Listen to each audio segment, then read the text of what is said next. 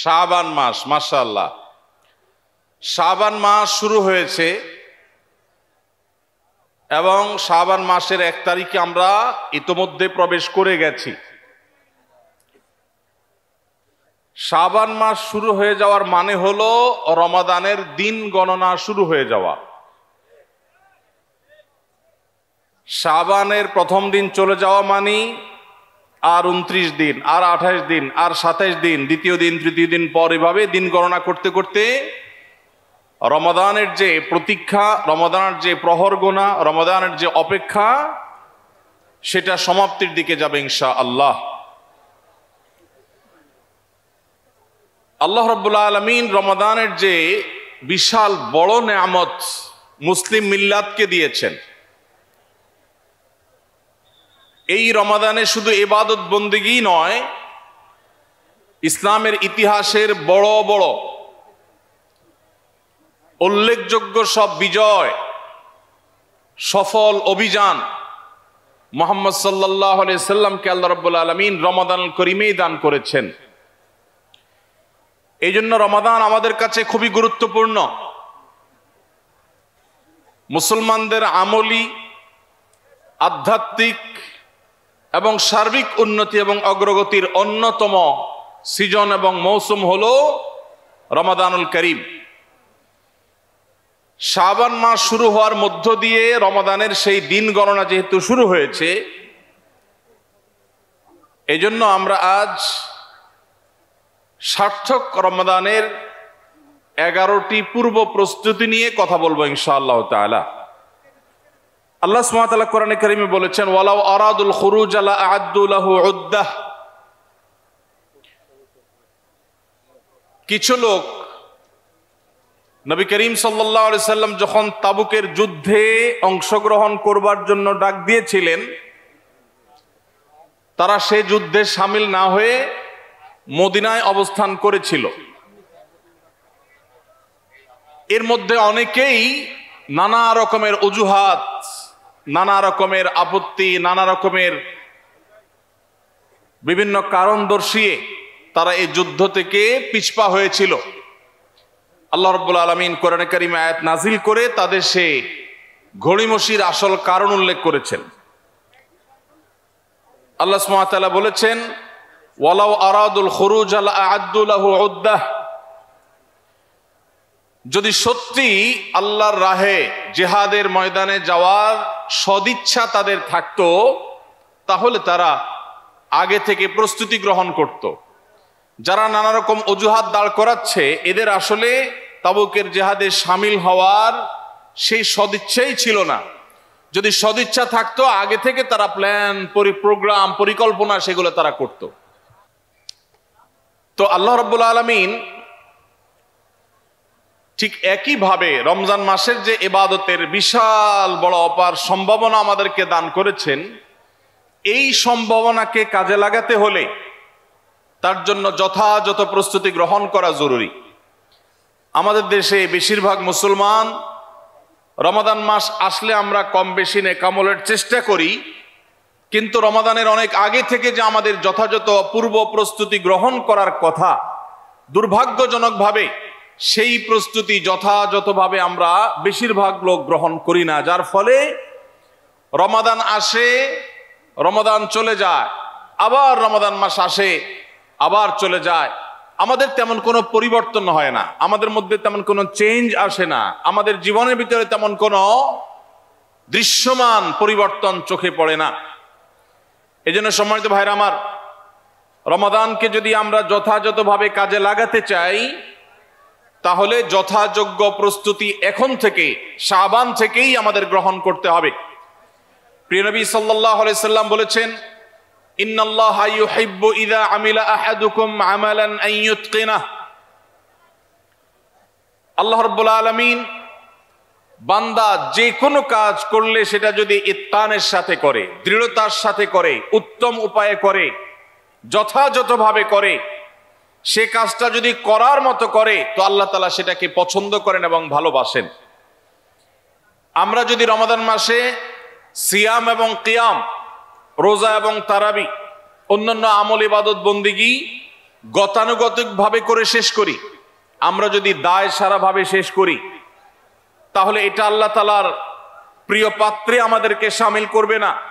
আর যদি রমাদানের প্রত্যেকটি ইবাদত বন্দিগি এটা হয় ইতকানের সাথে, এটা হয় দৃঢ়তার সাথে, এটা হয় সুন্দরতম উপায়ে, এটা হয় যথাযথভাবে, তাহলে সেই ইবাদত আমাদেরকে আল্লাহর প্রিয় পাত্রে পরিণত করবে ইনশাআল্লাহ। প্রিয় ভাইরা আমার, রমাদান মাসের সেই ইবাদত বন্দিগিগুলোকে যথাযথভাবে করবার প্রয়োজনেই আগে থেকেই আমাদের যথাযথ প্রস্তুতিও থাকতে হবে। কারণ কথায় আছে, যে কোনো কাজের যথোপযুক্ত এবং প্রয়োজনীয় প্রস্তুতি গ্রহণ করা মানে হলো সেই কাজটির অর্ধপূর্ণতা। যে কোনো কাজ প্রস্তুতি যত ভালো হয় কাজটা তত ভালো হয়, প্রস্তুতি যত নরমাল হয়, খারাপ হয়, কাজটা তত খারাপ হয়।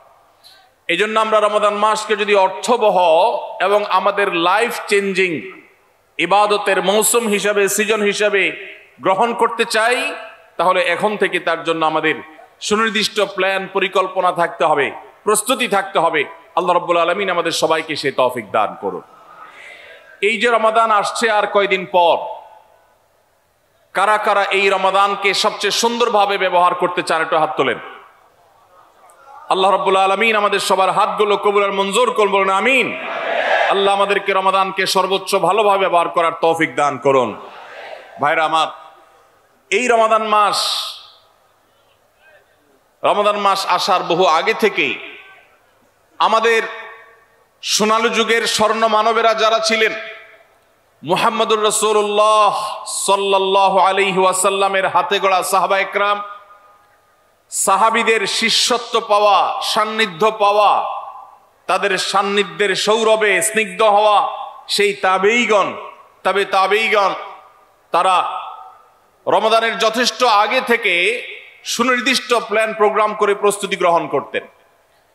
একজন প্রখ্যাত তাবেঈ আছেন, সাহাবীদের শিষ্যত্ব পেয়েছেন এরকম একজন তাবেঈ আছেন, যার নাম ছিল মুআল্লা ইবনে ইয়াজিদ। তিনি বলেছেন, সালাফ বা পূর্বসূরিগণ অর্থাৎ সাহাবী তাবেঈগণ তারা রমাদানের 6 মাস আগে থেকে, রমজান আসার 6 মাস আগে থেকে আল্লাহর কাছে দোয়া করতেন, রোনাজারি করতেন, কান্নাকাটি করতেন এই মর্মে যে আল্লাহ, রমাদান মাস পর্যন্ত আমার হায়াত বাড়িয়ে দাও, আমি যেন রমজান পাই, রমজানকে যেন সুযোগকে যেন কাজে লাগাতে পারি, রমজানের সুবর্ণ সুযোগ যেন আমার হেলায় হারিয়ে না যায়, সেজন্য আল্লাহর কাছে আগে থেকে এই নিয়ামত প্রাপ্তির জন্য দোয়া করতেন। আর রমজানের পরে বাকি যে 6 মাস, এই 6 মাস তারা দোয়া করতেন, আল্লাহ রমজানে যে সমস্ত আমল ইবাদত, যে সমস্ত নেকামল বন্দিগি আপনি করার তৌফিক দিয়েছেন, সেগুলো যেন আপনি মেহেরবানি করে কবুল এবং মঞ্জুর করেন, অ্যাকসেপ্ট করেন, আপনি যেন সেগুলোকে গ্রহণ করে নেন, সেজন্য 6 মাস তারা দোয়া করতেন। তাহলে দেখা গেল সালাফে সালেহিন তাদের কাছে রমাদান এত গুরুত্বপূর্ণ ছিল যে রমজানের আগের 6 মাস এবং পরের 6 মাস রমজান ভাবনায় তারা সব সময় ডুবন্ত ছিলেন, নিমজ্জিত ছিলেন, এর মধ্যেই তারা সব সময় মগ্ন থাকতেন। অথচ আমাদের শাবানের 10, 15, 20 দিন চলে গেলেও রমাদানের আবহ আমাদের অনেকের জীবনে, আমাদের অনেকের লাইফস্টাইলে, আমাদের অনেকের প্ল্যান পরিকল্পনার মধ্যে দেখা যায় না। এজন্য ভাইরা আমার, যথাযোগ্যভাবে রমজানকে যদি আমরা কাটাতে চাই, এর সঠিক ব্যবহার যদি করতে চাই, যেই প্রস্তুতিগুলো লাগবে, 11টি প্রস্তুতি যেগুলো আমাদের রমজানকে সার্থক করতে পারে ইনশাআল্লাহ, তোর মধ্যে সর্বপ্রথম যে প্রস্তুতিটি দরকার সেটি হলো রমজান মাস শুরু হওয়ার আগে থেকেই, যথেষ্ট আগে থেকেই তওবা এবং ইস্তেগফার করতে হবে। কি করতে হবে ভাই? তওবা ইস্তেগফার কেন করবেন? তওবা ইস্তেগফার তো সারা বছরের রুটিন আমল। রমাদানকে কেন্দ্র করে রমজান মাসকে যদি আপনি সঠিকভাবে ব্যবহার করতে চান, তাহলে কেন আপনাকে তওবা ইস্তেগফার করতে হবে? কারণ হলো তওবা এবং ইস্তেগফার এর মাধ্যমে আমরা আল্লাহর রহমতের উপযুক্ত হব। মক্কার মসজিদুল হারামের ইমাম শেখ আব্দুর রহমান আস-সুদাইস হাফিজাহুল্লাহ তার কাছে সৌদি আরবের কিছু যুবকরা এসেছিলেন, এসে বললেন, শেখ, প্রতি বছর রমজান আসলেই আমরা অনেক প্ল্যান প্রোগ্রাম করি, অনেক কোরআন খতম দেব, অনেক নেকামল করব, দোয়া রোনাজারি করব, দান সাদাকা করব। দুর্ভাগ্যজনক ভাবে সেটা আমাদের আর রমজান মাসে করা হয় না। আফসোস করতে করতে রমজান মাস পার হয়ে যায়। আপনি আমাদেরকে পরামর্শ দিন, কেন আমাদের প্রতি বছর জীবনে রমজান আসে অথচ সেটা সঠিক ব্যবহার করতে পারি না।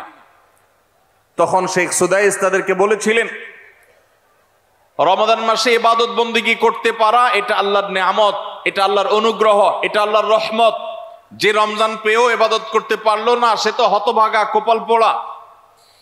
এই হতভাগ্যের কাতারে সাধারণত সেই মানুষগুলোই পড়ে যারা আল্লাহর রহমতের উপযুক্ত না। আমরা নানাবিধ অপরাধে, নানাবিধ গুনাহ করে, নানাবিধ নাফরমানি করে আল্লাহর রহমতের উপযুক্ততা আমরা হারিয়ে ফেলেছি, যার কারণে রমজানের ইবাদতের তৌফিক হয় না।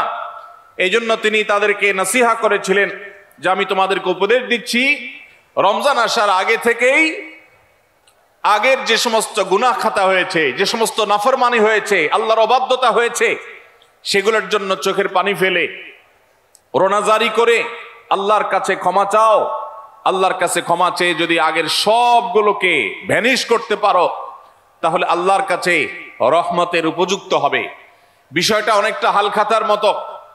আপনার আগের দেনা দায় সব যখন পরিশোধ করে দিয়েছেন, নতুন করে আবার আপনি ধার করার, বাকিতে নেওয়ার উপযুক্ততা আপনার অর্জন হবে। ঠিক একইভাবে আমাদের নানা নাফরমানের কারণে আল্লাহর রহমত থেকে আমরা দূরে সরে গেছি। লানত অর্থাৎ রহমত থেকে দূরে সরে যাওয়া, এটার উপযুক্ত হয়ে গেছি অনেকে। এই জন্য ভাইরা, এখন থেকে রমাদানের প্রস্তুতির নিয়তে আল্লাহর কাছে তওবা করা, গুনাহ মাফ চাওয়া, ইস্তিগফার করা, জীবন পরিবর্তন করবার সংকল্প করা, এটা হবে আমাদের রমাদানের প্রথম প্রস্তুতি। চেষ্টা করব তো ইনশাআল্লাহ। প্রতিদিন যখনই তৌফিক হয় আল্লাহর সাথে একটু কথা বলবেন, আল্লাহ আমার সমস্ত গুনাহগুলো মাফ করে দিন, আমার নাফরমানি মাফ করে দিন, আমাকে আপনি ক্ষমা করে দিন। আমি যদি আপনার রহমতের জন্য কোনো কারণে অনুপযুক্ত হয়ে যাই, আমার কোনো বদবখতির কারণে, আমার কোনো কৃতকর্মের কারণে, তো আপনি সেগুলো মাফ করে দিন। এই যে দোয়া, এই দোয়া আপনাকে রমাদানে আল্লাহর ইবাদত বন্দেগী করার, আল্লাহর কাছে রোনাজারি করার, আল্লাহর কাছে ভালো আমল নিবেদন করার যে তৌফিক, এটার উপযুক্ত করে দিবে ইনশাআল্লাহ। তাহলে রমাদানের প্রস্তুতির প্রথমটি আমরা পেয়ে গেলাম, সেটা হলো আগের গুনাহ খাতাগুলো থেকে ইস্তিগফার করা, তওবা করা, ফিরে আসা। এর মধ্য দিয়ে রমাদানে ইবাদতের জন্য নিজেকে প্রস্তুত করব ইনশাআল্লাহ। চেষ্টা করা যাবে না ইনশাআল্লাহ। নাম্বার 2, দ্বিতীয় প্রস্তুতি হলো রমাদান মাসে আল্লাহ রাব্বুল আলামিন এই মাসের যে ফজিলত বর্ণনা করেছেন, কোরআন এবং হাদিস সম্পর্কে যাদের মৌলিক ধারণা আছে, হাদিসে রাসূল সম্পর্কে যাদের একটু ঘাটাঘাটিও আছে, তারা জানেন 2-3টা আমল সম্পর্কে কোরআন এবং সুন্নাহর সবচেয়ে বেশি সংখ্যক ভাষ্য বর্ণিত হয়েছে। সবচেয়ে বেশি সংখ্যক। এত ফজিলতের, এত তাৎপর্যের, এত মর্যাদার হাদিস আর অন্য আমল সম্পর্কে সাধারণত দেখা যায় না। সেই কয়েকটি আমল যেগুলোর ফজিলত বিপুল পরিমাণ, যেগুলোর ফজিলত সম্পর্কিত হাদিসের সংখ্যা অনেক, সেই রকম আমলগুলোর মধ্যে থেকে অন্যতম আমল হলো এই রমাদান কেন্দ্রিক আমল, সিয়াম, রোজা, এগুলোর ফজিলত। তো আমাদের রমাদান কেন্দ্রিক প্রস্তুতি হিসাবে দ্বিতীয়ত যে কাজটি আমরা করতে পারি সেটি হলো এখন থেকেই রমাদান মাসের কি কি ফজিলত আছে, সিয়াম সাধনার কি কি ফজিলত আছে, রমাদানের কি কি আমল আছে, বিশেষ করে ফজিলত এবং মর্যাদার কথাগুলো আলোচনা শুরু করা। এখন থেকে বাসা বাড়িতে গোল হয়ে কোন নির্দিষ্ট বইকে কেন্দ্র করে পাঠ চক্র হতে পারে, গ্রুপ স্টাডি হতে পারে, পর্যালোচনা হতে পারে যে রমাদান মাসের কি কি মাহাত্ম্য আছে। এক একজন এক একটা বললেন। এই আলোচনা পর্যালোচনার মধ্য দিয়ে মনোজগতে রমাদানের জন্য এক ধরনের প্রস্তুতি, এক ধরনের আবহ তৈরি হবে ইনশাআল্লাহ। এই জন্য দ্বিতীয় প্রস্তুতি হিসাবে আমরা এই কাজটিও ইনশাআল্লাহ করব। সেটা হলো রমজানের ফজিলত, রমজানের মর্যাদা, সিয়ামের ফজিলত, অন্যান্য আমলের উপকারিতা, সেগুলো নিয়ে আমরা বেশি বেশি পর্যালোচনা করব। যত বেশি আপনি আগে থেকে পর্যালোচনা করবেন, রমাদানের প্রতি আপনার তৃষ্ণা, সিয়াম সাধনার প্রতি আপনার ভেতরে আকাঙ্ক্ষা, প্রত্যাশা এবং প্রতীক্ষা এটা আপনার মধ্যে বাড়তে থাকবে এবং রমাদানের প্রতিটা মিনিটকে কাজে লাগাবার জন্য তাগাদা আপনার ভিতরে অনুভব হবে ইনশাআল্লাহ। নাম্বার 3, তৃতীয় প্রস্তুতি হলো আমাদেরকে প্রতিজ্ঞা করতে হবে যে এই রমাদানে আমরা নেকামল করবই করব এবং কোনো আমল, কোনো ভালো কাজ, কোনো সুন্নাহ এটা করার ব্যাপারে কোনো প্রকার অলসতা করব না। কারণ ভাইরা আমার, রমজান মাস পেয়েও যদি আল্লাহর কাছে কেউ ক্ষমা না পায়, একটা প্রসিদ্ধ হাদিস আপনারা সবাই কম বেশি শুনেছেন যে নবী সাল্লাল্লাহু আলাইহি সাল্লামের কাছে জিবরিল এসে বলেছেন, বাউদা মান আদরাকা রমাদান ফালাম ইগফার লাহ, যে ব্যক্তি রমজান পেয়েছে অথচ রমজানের এই বিশাল সুবর্ণ সুযোগকে কাজে লাগিয়ে সে তার জীবনের সব গুনাহগুলো মাফ করাইতে পারে নাই, সে আল্লাহর কাছ থেকে মাগফিরাত আদায় করে নিতে পারে নাই, সে জাহান্নাম থেকে মুক্ত এই ঘোষণা সে আদায় করতে পারে নাই, অথচ সে রমজান মাস পেয়েছে, এর চাইতে হতভাগা আর কে হতে পারে? তার সে ধ্বংস হোক, এই বদদুআয় নবী সাল্লাল্লাহু আলাইহি সাল্লাম আমিন বলে সমর্থন জানিয়েছেন, সায় দিয়েছেন। এজন্য ভাইরা, রমজান মাস এসেছে কিন্তু আমল ইবাদত হয় নাই, রমজান মাস এসেছে আবার চলে গেছে কিন্তু আমার গুনাহ আল্লাহর কাছ থেকে মাফ করাতে পেরেছি বলে আমার বুক সায় দেয় না, তাহলে এর চাইতে বড় হতভাগা, এর চাইতে বড় কপাল পড়ার কেউ হতে পারে না। রমজানের আমল ইবাদত, রমজানের নেক আমল, রমজানের দোয়া, রমজান মাসের চোখের পানি ফেলা, এটা ভাইরা শুধুমাত্র নিজের প্রেরণার জায়গা থেকে শুধুমাত্র সব আহরণের জন্যই নয়। এটা যদি না করি তাহলে জিবরিলের বদদুয়া, নবীজি সাল্লাল্লাহু আলাইহি সাল্লামের বদদুয়া, আল্লাহর পক্ষ থেকে ধ্বংস হওয়ার পরোয়ানা, এগুলো অনিবার্য হয়ে যাবে। এই কথা চিন্তা করে এখন থেকে রমাদান কেন্দ্রিক প্রস্তুতির অংশ হিসাবে আমাদেরকে প্রতিজ্ঞা করতে হবে, এইবারের রমাদানের প্রতিটা দিন আমি আল্লাহর কাছে চোখের পানি ফেলে একটা নির্দিষ্ট সময় কান্নাকাটি করব, আমার গুনাহ খাতাগুলোকে মাফ করাবো, জাহান্নামীদের তালিকা আমার নাম যদি কোনো কারণে যেয়ে থাকে আমি এমন ভাবে রোনাজারি করব, এমন ভাবে ইস্তেগফার করব, এমন ভাবে চোখের পানি ফেলবো, একান্ত নীরবে আল্লাহর সাথে কথা বলবো যেন আমার সমস্ত গুনাহগুলো মাফ হয়, জাহান্নামীদের তালিকা থেকে যেন আমার নাম কেটে যায়। এর জন্য ভাইরা এখন থেকে প্রতিজ্ঞাটা করতে হবে। প্রস্তুতি হলো কাজ হবে রমজানে, কিন্তু প্রতিজ্ঞা হবে এখন থেকে যে আমি কোনোভাবে এইবারের রমজানের সুযোগ আর হাতছাড়া করব না ইনশাআল্লাহ। তাহলে 3 নম্বর হলো যে রমজান কেন্দ্রিক সমস্ত আমলগুলো করব, আল্লাহর কাছে তওবা ইস্তেগফার করে নিজের গুনাহগুলোকে মাফ করায় ছাড়বো, জাহান্নাম থেকে মুক্তি তথা নাজাত এটা নিজের করে নেব, এই মর্মে প্রতিজ্ঞাটা এখন থেকে যেই কয়দিন রমজান আসতে সময় আছে প্রতিদিন আমাকে নবায়ন করতে হবে। প্রতিজ্ঞা আজকেরটা যেভাবে হবে কালকেরটা আরো স্ট্রং হবে, তারপরের দিন আরো স্ট্রং হবে। প্রতিদিন আমি স্বপ্ন লালন করব কবে রমাদান শুরু হবে, আর আমি আল্লাহ রাব্বুল আলামিনের কাছে রমাদানের এই সমস্ত ইস্তেগফার, তওবা, আমল এগুলোকে নিবেদন করতে থাকবো। চেষ্টা করা যাবে না ইনশাআল্লাহ? তাহলে 3 নম্বর প্রস্তুতি হলো রমজান মাসে নেক আমল করার প্রতিজ্ঞা করা, মাগফিরাত এবং নাজাত আদায় করার প্রতিজ্ঞা এখন থেকে করা। নাম্বার 4 নম্বর যে প্রস্তুতিটা আমাদের নিতে হবে সেটা হলো, যদি আগের রমজানের কোনো রোজা কারোর কাজা থাকে, এই রমজান আসার আগে শাবান মাসের মধ্যেই সেই কাজাগুলো আদায় করে ফেলা উচিত। আম্মা জান আয়েশা রাদিয়াল্লাহু তাআলা আনহা বলেছেন যে নারী হিসাবে রমাদান মাসে যে কয়েকটা রোজা ভাঙতি পড়ে, নবীজি সাল্লাল্লাহু আলাইহি সাল্লাম রমাদান পরে পুরো সময়টা তার কাছে থাকার কারণে তিনি সেই রোজাগুলো রাখার সুযোগ সেভাবে পেতেন না, স্বামীর হকের কথা মাথায় রেখে রোজাগুলো রাখতেন না। এবং শাবান মাস আসলে নবীজি সাল্লাল্লাহু আলাইহি সাল্লাম নিজেও বেশি বেশি নফল রোজা রাখতেন। ওই সুযোগে মা আয়েশা রাদিয়াল্লাহু তাআলা আনহা বলেছেন যে তিনিও তার রমজানের বাকি রোজা যেগুলো ছিল ভাঙতি রোজা সেগুলো তিনি রেখে ফেলতেন। তো এই হাদিস থেকে বোঝা যায় রমজানের রোজা যদি কারোর কাজা হয়, পুরুষদের অসুস্থতার কারণে হতে পারে, মা বোনদের মাসিকার কারণে হতে পারে, তাহলে সেই রোজা যত দ্রুত সম্ভব আমরা কাজা করে ফেলবো। এবং সেই কাজা করতে যদি কোনো কারণে, যৌক্তিক কারণে বা যে কোনো কারণে যদি বিলম্ব হয়, তাহলে এই বছরের আসন্ন রমাদানের প্রস্তুতির অংশ হিসাবে আগের রমজানের কোনো ভাঙতি রোজা থাকলে সেগুলো সব রেখে কাজা করে সম্পূর্ণভাবে এই রোজার জন্য প্রস্তুত হবে। এটা হলো 4 নম্বর প্রস্তুতি। নাম্বার 5 নম্বরের রমজানের প্রস্তুতি হলো আল্লাহ রাব্বুল আলামিনের কিছু সাধারণ ক্ষমা আছে, কমন ক্ষমা, গণহারে মাফ।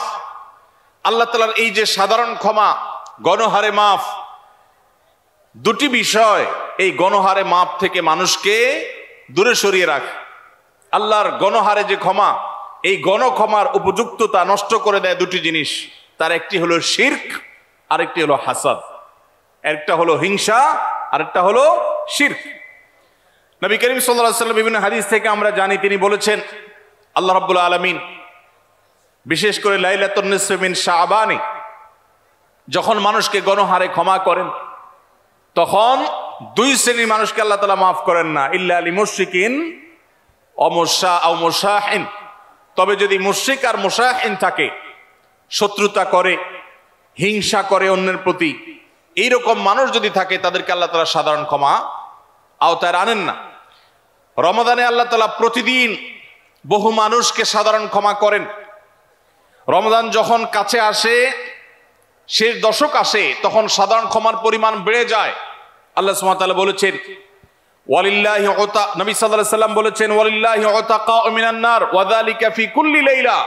রমজানের প্রত্যেক রাতে বহু মানুষকে আল্লাহ তাআলা জাহান্নাম থেকে মুক্ত ঘোষণা দিয়ে দেন। অমুক জাহান্নাম থেকে মুক্ত, অমুকের ছেলে অমুক জাহান্নাম থেকে মুক্ত, অমুকের ছেলে অমুক, তার নাম জাহান্নামের তালিকা থেকে কাটা, জান্নাতের তালিকা চলে আসবে। অসংখ্য মানুষকে এভাবে এই সুযোগ আল্লাহ তাআলা দান করেন।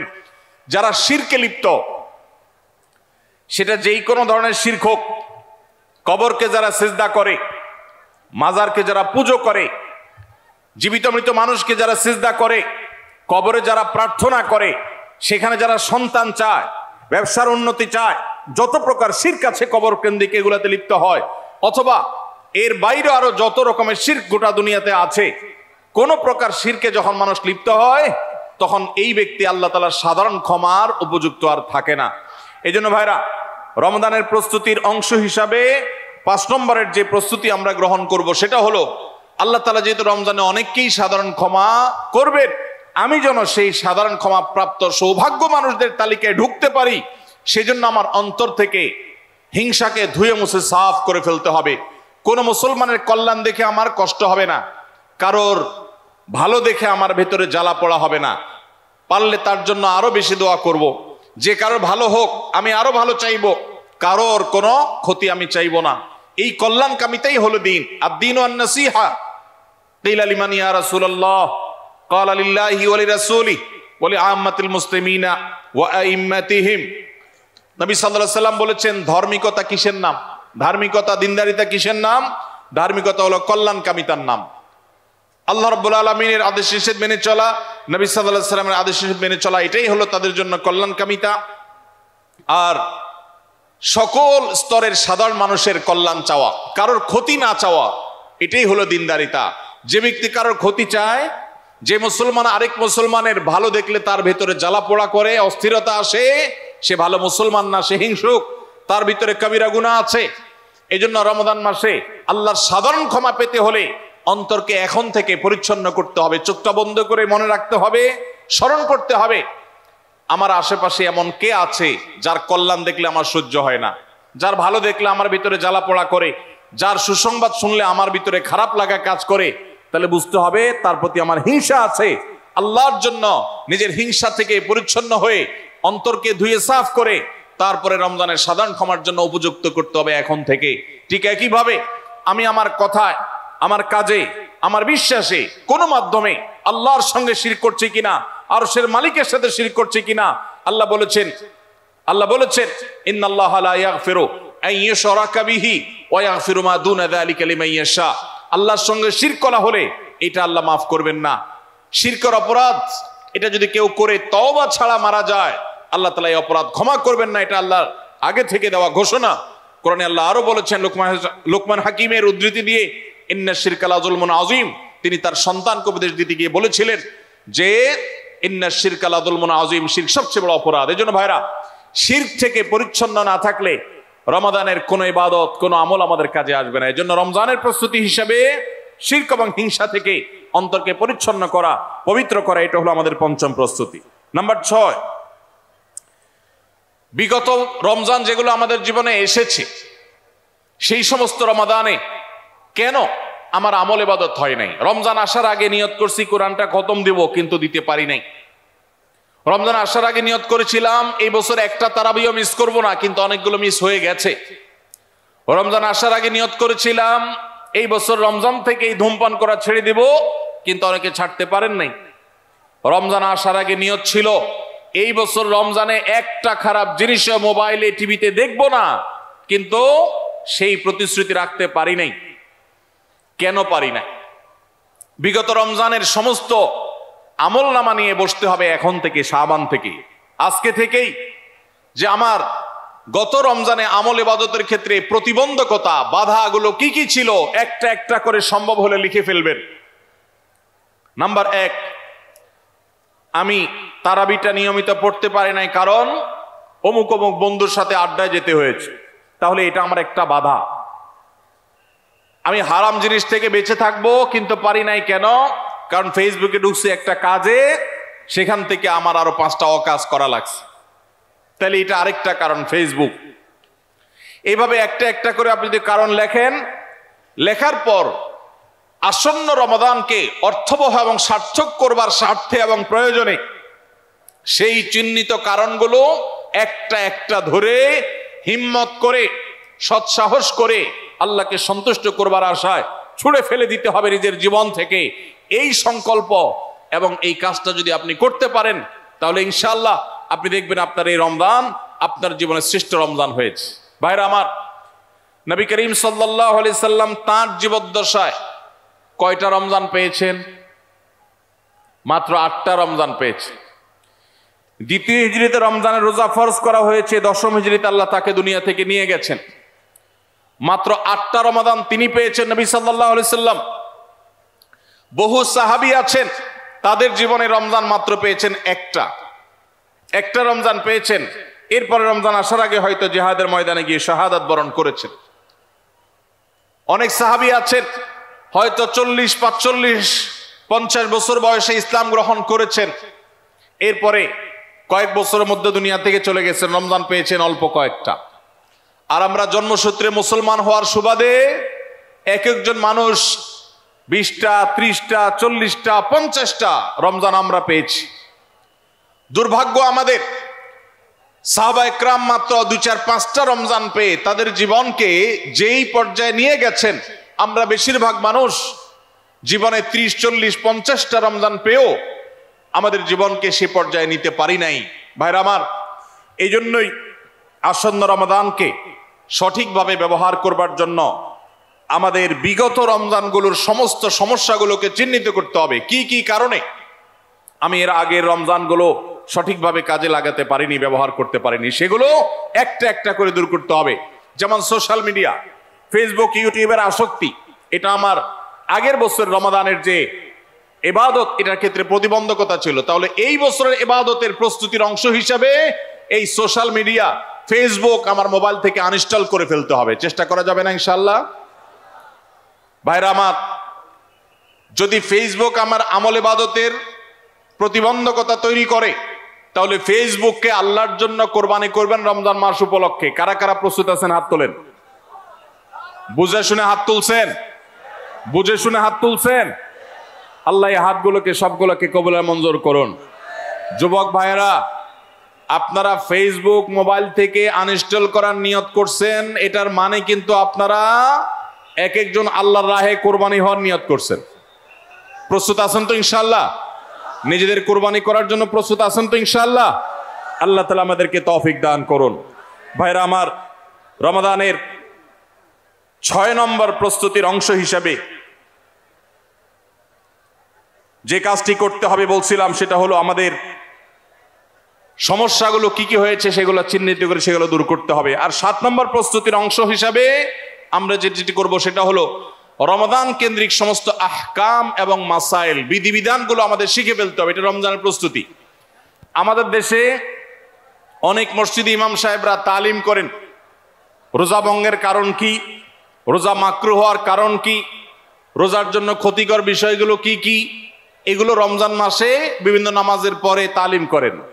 এটা একটা ভালো চেষ্টা, কিন্তু এই কাজটা যদি আমরা শাবান মাস থেকে নিজস্ব উদ্যোগে করি সেটা হবে আরো ভালো চেষ্টা। কথা কি বুঝে আসছে ভাই? তাহলে রমজান আসার আগে থেকেই আমরা মাসাইলের তালিম, মাসাইলের শিক্ষা, জ্ঞান অর্জন, রমজানের বিধিবিধানগুলো আমরা জানার চেষ্টা করবো। এটা হবে পার্ট অফ প্রিপারেশন ফর রমাদান।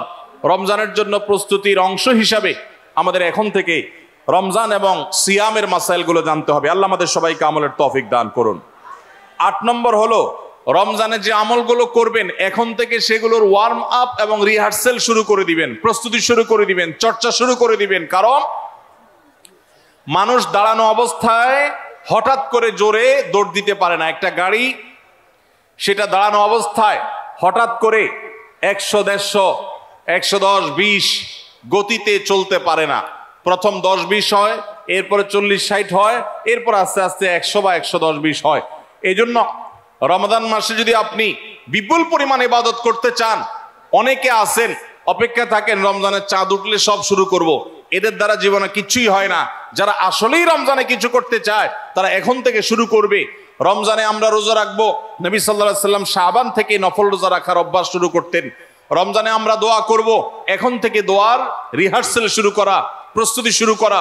যে কোনো গুরুত্বপূর্ণ কাজের আগে মহড়া শুরু হয়, তারপরে মূল কাজ শুরু হয়। এই জন্য শাবান মাস থেকে আমাদের প্রস্তুতি চলতে হবে। চেষ্টা করা যাবে না ইনশাআল্লাহ? তাহলে 8 নম্বরের প্রস্তুতি হলো, যেই আমলগুলো রমজানে করব সেগুলোর রিহার্সেল, সেগুলোর প্রস্তুতি, ওয়ার্ম আপ এখন থেকে শুরু হবে। নাম্বার 9, রমজান মাসের দিন এবং রাত যেভাবে কাটাবেন তার জন্য একটা প্ল্যান করে ফেলবেন। সুন্দর করে একটা স্কেডিউল করে ফেলবেন, রুটিন করে ফেলবেন যে আমি কোরআন তেলাওয়াতটা কোন সময় করব। দিনের কোন সময়টাতে আমি কোরআন তেলাওয়াতের জন্য টাইম বরাদ্দ রাখলে সেটা মিস হবে না। হতে পারে ঘুমানোর আগে, হতে পারে ফজরের পরে। কোন টাইমটা আমার সবচেয়ে কোরআন তেলাওয়াতের জন্য নিরাপদ টাইম সেটা আমি ফিক্স করব। এই ঠিক একইভাবে আমি আল্লাহর কাছে রোনাজারের জন্য ভালো সময় কোনটা সেটা ঠিক করব। আমরা আমাদের আসুন্নাহ ফাউন্ডেশন থেকে, আপনারা জানেন, রমাদান প্ল্যানার নামে একটা প্ল্যানার তৈরি করেছি রমজানকে অর্থবহ করবার জন্য। এবছর আরেকটা নতুন বই আমাদের আসছে সামনের সপ্তাহে ইনশাআল্লাহ। মাহে রমজানের 27টি আমল, মাসনুন আমল, কোরআন সুন্নাহর আলোকে প্রত্যেকটা খুঁটিনাটি আমলকে আলাদা আলাদা করে উল্লেখ করা হয়েছে। খুব ছোট্ট ছোটি বই, উদ্দেশ্য রমাদানকে অর্থবহ করা। অতএব রমাদানকে অর্থবহ করবার জন্য আপনার প্ল্যান করতে হবে আগে থেকে। সেটা এখন থেকেই, যে আপনি কখন কোন কাজটা করবেন, কোন আমলটা করবেন, কোন ভালো কাজটা করবেন। এগুলো যদি আগে থেকে প্ল্যান হয় দেখবেন কাজটা করা সহজ হয়েছে। নাম্বার 10, রমাদানের প্রস্তুতির অংশ হিসাবে চাঁদ দেখার চেষ্টা করতে হবে। চাঁদ দেখা, আজকাল চাঁদ দেখার আমলটা বিলুপ্ত হয়ে গেছে, অনেকটাই হারিয়ে যাচ্ছে। চাঁদ দেখা কমিটি ছাড়া সাধারণ মানুষ চাঁদ দেখতে আমরা ভুলে গেছি। আমরা চাঁদ দেখি কিন্তু ফেসবুকে, আকাশে না। চাঁদ কি ফেসবুকে দেখবেন না আকাশে দেখবেন? সবাই যদি চাঁদ ফেসবুকে খোঁজেন তাহলে আকাশে সরকারি কিছু লোক খুঁজবে, হেলাল কমিটির লোকজন খুঁজবে। হেলাল কমিটির লোকদের উপরে ভরসা করে যদি এই কোটি কোটি মানুষ তাদের রোজা রাখে তাহলে প্রায় বছর দেখেন গন্ডগোল লাগে। চাঁদ উঠছে আবার উঠে নাই, উঠে নাই ঘোষণা হয়ে আবার 11টা বাজে 10টা বাজে উঠছে। এই ঘটনা হয় না? হয় না? এই ঘটনা এই জন্য হয় যে আমরা সবাই চাঁদ দেখার দায়িত্বটা পালন করি না। নবীজি বলেছেন, সুমু লিরুইয়াতিহি ওয়া আফতিরু লিরুইয়াতিহি, তোমরা রোজা রাখো চাঁদ দেখে, আবার ঈদও করো চাঁদ দেখে। এই জন্য 29শে শাবান পশ্চিম আকাশে চাঁদ খোঁজার চেষ্টা করবেন সন্ধ্যার সময়। চেষ্টা করবেন না ইনশাআল্লাহ? চেষ্টা করে যদি চাঁদ দেখতে নাও পারেন তারপর আপনি সওয়াব পাবেন। আর যদি চাঁদ দেখেন তাহলে দোয়া পড়বেন, আল্লাহুম্মা আহিল্লাহু আলাইনা বিল ইয়ুমনি ওয়াল ঈমান ওয়াস সালামাতি ওয়াল ইসলাম রাব্বি ওয়া রাব্বুকাল্লাহ। হে আল্লাহ, এই চাঁদকে আপনি বরকত এবং ঈমান দিয়ে আমার জন্য পরিপূর্ণ করে দিন। এই মাস আমার জন্য নিরাপদ এবং ইসলাম দিয়ে পরিপূর্ণ করে দিন। হে চাঁদ, তোমার আর আমার পালনকর্তা একজন আল্লাহ। অতএব এই চাঁদ দেখার চেষ্টা করবো। এটাও রমাদানের প্রিপারেশন, রমাদানের প্রস্তুতির অংশ। 11 নম্বর হলো আল্লাহর কাছে ভাই চোখের পানি ফেলে এখন থেকে দোয়া করব, আল্লাহ এই যে রমজান আসছে এটা যেন আমার জন্য লাইফ চেঞ্জিং হয়, এটা যেন আমার জীবন পরিবর্তনকারী হয়, এটা যেন আমাকে মুত্তাকি বানিয়ে ছাড়ে, এটা যেন আমাকে নেকামল ওয়ালা বানিয়ে দেয়, এটা যেন আমার জীবনে বিশাল বড় অ্যাচিভমেন্ট এনে দেয়, এটা যেন আমাকে মাগফিরাত পাইয়ে দেয়, এটা যেন আমাকে নাজাত পাইয়ে দেয়, এটা যেন আমাকে জান্নাতের উপযুক্ত করে, এই রমজান যেন আমাকে জাহান্নামীদের তালিকা থেকে আমার নামকে কাটানোর নিশ্চয়তা এনে দেয়, সেইভাবে রমজানকে কাটাবার জন্য আপনি তৌফিক দান করুন।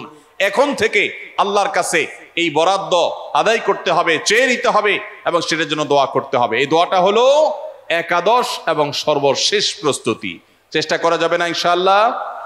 রমাদান উপলক্ষে আস-সুন্নাহ ফাউন্ডেশন থেকে আমরা একটা ঘোষণা গত বছরে দিয়ে রেখেছি, ইনশাআল্লাহ এই রমাদানে সেটা কার্যকর হবে। সেটা হলো যে রমজান মাসে যদি কেউ পুরো কোরআনে কারীম অর্থ সহকারে বুঝে পড়ে, মাদ্রাসার নিচের ক্লাসের ছাত্ররা তারা শরীক হতে পারবে, উপরের ক্লাসের ছাত্র অথবা আলেম ওলামা তাদের জন্য এটা না, কারণ তারা তো এই কম্পিটিশনে এমনিতেই ভালো করবে। এটা আমাদের সাধারণ শিক্ষিত ভাইদের জন্য, স্কুল কলেজের ভাইদের জন্য, সর্বস্তরের নারী পুরুষ, দেশে বিদেশে প্রবাসে থাকা সব মানুষদের জন্য উন্মুক্ত। অনলাইনে নিজস্ব ওয়েবসাইটে আমরা এই পরীক্ষা নিয়ে থাকি। 6টি ধাপে সারা বছর নেওয়া হয়েছে। এখন সামনে রমাদানে যেটা হবে সেটা হলো মূল, যে কেউ যারা আগের কোনো ধাপে পরীক্ষা দেয় নাই তারাও সবাই দিতে পারবে। কাজ হলো শুধু একটাই, সেটা হলো রমাদানকে কেন্দ্র করে আপনি টার্গেট করবেন পুরা কোরআনের শুরু থেকে শেষ পর্যন্ত আমি একবার ভালো করে অর্থ সহকারে বুঝে পড়ার চেষ্টা করব। চেষ্টা করা যাবে না ইনশাআল্লাহ? আল্লাহ তাআলা কি বলেছেন পুরা কোরআনে আমরা অনেকেই পড়তে চাই, জানতে চাই, কিন্তু হয়ে ওঠে না। আপনি এই রমজানকে কেন্দ্র করে যদি টার্গেট করেন প্রতিদিন আমি 1 পারা বা 1.5 পারা, ইমাম সাহেব বা হাফেজ সাহেব তারাবিতে যে তেলাওয়াত করেন পুরো পারাটা আমি যদি সুন্দর করে দেখে যাই এবং দেখার পরে পরিবারের লোকদের সাথে গ্রুপ স্টাডি করি, মুদারাসা করি, যেটা নবী সাল্লাল্লাহু আলাইহি সাল্লাম জিবরিলের সাথে করতেন, সেটা যদি আপনি করেন তাহলে রমজানের শেষ জুমাবার বাদ ফজর অনলাইনে আমাদের পেজ থেকে লিংক দেওয়া হবে, লিংকে ক্লিক করে শর্ট টার্মে একজন একটু রেজিস্ট্রেশন করে দিতে হবে। নিজে পারলে ভালো, না হলে যারা অনলাইন বোঝে তারা 1 মিনিট লাগবে রেজিস্ট্রেশন করতে, বাস। এরপরে আপনি ডাইরেক্ট পরীক্ষা দিতে পারবেন। এমসিকিউ প্রশ্ন, একটা অক্ষরও লিখতে হবে না, সব প্রশ্ন উত্তর দেওয়া আছে, 4টা উত্তর দেওয়া থাকবে, সঠিকটা সিলেক্ট করতে হবে। এই পরীক্ষা যারা বিজয়ী হবেন তাদের জন্য পুরস্কার হলো 15 লক্ষ টাকা। 15 লক্ষ টাকার পুরস্কারের ঘোষণা আমরা দিয়েছি। এর মধ্যে প্রথম 3 জনকে আমরা ইনশাআল্লাহ বিদিনিল্লাহ ওমরা করাবো। 3 জনের ওমরার জন্য আল্লাহর 3 বান্দা ইতোমধ্যে স্পন্সর হয়ে টাকা জমা দিয়ে দিয়েছেন আমাদের কাছে। এখন শুধুমাত্র কারা কারা ওমরা যেতে চান সে মানুষগুলো দরকার। আপনারা সবাই যেতে চান ইনশাআল্লাহ? অতএব ভাইরা, রমাদানকে কেন্দ্র করে ওই যে প্রিপারেশন, প্রস্তুতির অংশ হিসাবে এখন থেকে কোরআনে কারীম বুঝে পড়া শুরু করে দেন। পরীক্ষার দিন পরীক্ষা দেন। আপনি পুরস্কার জিতেন আর না জিতেন, আল্লাহ বলেছেন ফাস্তাবিকুল খায়রাত, ভালো কাজে প্রতিযোগিতা করা এটা ইটসেলফ একটা ভালো কাজ। অতএব আপনি পরীক্ষায় অংশগ্রহণ করেছেন, প্রতিযোগিতায় নাম লিখিয়েছেন, এটাই একটা ইবাদত। আপনার রমাদান কর্তব্য করে দিতে পারে ইনশাআল্লাহ।